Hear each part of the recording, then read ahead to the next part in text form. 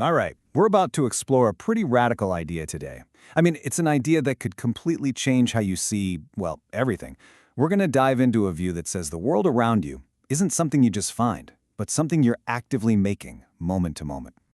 So, let's just start with this big question right here. I mean, think about it. Most of your life, you've probably just assumed that reality is out there. It's fixed, it's solid, and it's totally separate from you. But what if that's not the whole picture? What if your mind is less like a camera, just recording what's happening, and a lot more like a movie projector, casting your own personal film onto the screen of life?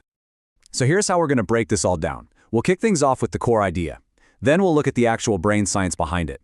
After that, we'll explore the two ways you can live in this kind of world.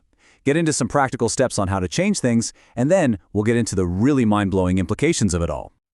Okay, let's jump right in. To really get this new idea, we first have to get a handle on the old one. The one most of us are running on every single day without even realizing it. The standard view is, well, it's pretty simple, right? The universe is out there, it plays by its own rules, and our job is just to be neutral observers. We're kind of like scientists with clipboards, just taking notes on what already exists. The world happens to us, and we're just trying our best to react and get by. But here is the alternative, and it's a big one. This view suggests that the reality you experience, the chances you get, the kinds of people you run into, the stuff that happens to you, it's all a direct projection of what's going on inside you. It's not a recording, it's a projection.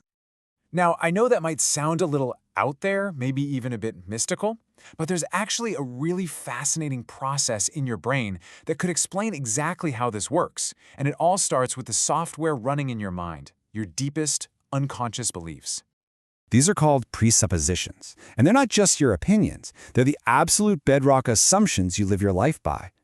Think about it. When you walk across the floor, you don't stop to prove that it's going to hold you up.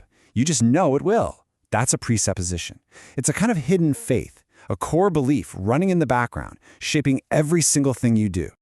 And if those beliefs are the software, then your brain has some seriously powerful hardware to run it on. It's called the Reticular Activating System, or the RAS. This little bundle of nerves in your brainstem is basically the bouncer for your attention. It's the thing that decides what information gets into your conscious mind and what gets left out.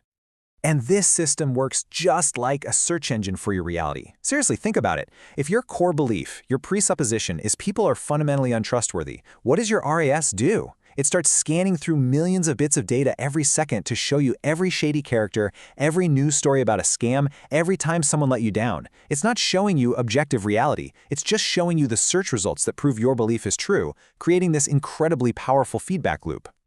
So once you understand this brain mechanism, you realize there are really two totally different ways to go through life. And it all depends on whether you're aware that you're the one doing the projecting. Most people, the idea goes, exist as unaware projectors. They are convinced the movie of their life is just happening to them.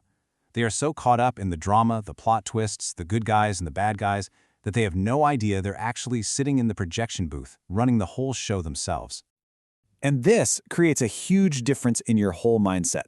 The unaware projector lives in a state of reaction, feeling like a victim of circumstance, which of course leads to feeling powerless. But the conscious creator, they get it.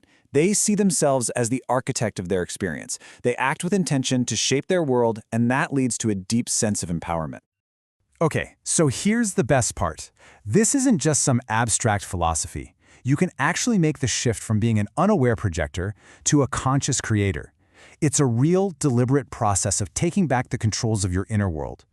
It pretty much boils down to 3 steps. First is awareness. You have to radically accept that what you see isn't the truth, it's your truth, filtered through your own unique beliefs. Second is diagnosis. You have to become a detective of your own mind. Ask the tough questions. What are the hidden stories I'm telling myself about what I can and can't do, about other people? And third, intentional description. This is where you write a new script. So instead of the old story, I'm just bad with money, you consciously choose and start living a new one, like I am becoming more and more capable of managing my finances. You start telling this better story, and you begin training your RAS to go out and find the evidence to make that one true instead. All right, now let's zoom out, because this idea doesn't just stop with you. It scales up and has massive implications for the very fabric of the world we all share. The theory goes that what we call objective reality, things like the economy, our culture, social rules, it isn't really objective at all. It's just the spot where all of our individual projections happen to overlap. It's a consensus reality, a kind of unspoken agreement we've all made to see the world in a certain way. A really cool way to think about this is like a giant multiplayer online game, except there's no game developer. We are all co-authoring the code of this reality in real time, with every shared belief, every story the media tells, and every conversation we have. And if you really let that sink in, the implications are, well, they're huge. First, the idea of being a victim just kind of dissolves. You realize you're empowered as the architect of your own life. Second, it completely reframes conflict. A political debate isn't about who has the right facts, it's a battle between two competing stories of reality. And finally, it suggests consciousness isn't just some random accident of evolution. It might be a fundamental creative force in the universe itself. So the ultimate takeaway here is this. If you want to change your life, or even change the world, the most powerful place to start isn't by fighting what's out there. It's by going inside and rewriting the scripts that are projecting it all in the first place. And that really just leaves us with one final big question for you to think about.